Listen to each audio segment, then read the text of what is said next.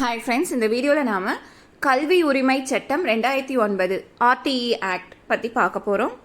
இந்த சட்டம் இந்திய அரசியலமைப்பின் 21A பிரிவின் கீழ் 6 முதல் 16 வயது வரையிலான குழந்தைகளுக்கு இலவச மற்றும் கட்டாய கல்வியை உறுதி செய்கிறது. இந்த சட்டம் இந்திய அரசியலமைப்பின் 21A பிரிவின் கீழ் 6 முதல் 14 வயது வரையிலான குழந்தைகளுக்கு இலவச மற்றும் கட்டாய கல்வியை உறுதி செய்கிறது. 2009 ஆண்டு ஆகஸ்ட் 4 அன்று இந்திய நாடாளுமன்றத்தில் இயற்றப்பட்டது. ஆகஸ்ட் 4, 2009 அன்று இந்திய நாடாளுமன்றத்தில் இயற்றப்பட்டது. 1 ஏப்ரல் 2010 அன்று சட்டம் அமலுக்கு வந்தது. 1 ஏப்ரல் 2010 அன்று சட்டம் அமலுக்கு வந்தது. RTE ரைட் டு எஜுகேஷன் சட்டத்தின் மூலம் ஒவ்வொரு குழந்தைக்கும் கல்வியை அடிப்படை உரிமையாக்கும் 135 நாடுகளில் இந்தியாவும் ஒன்றாக ஆனது.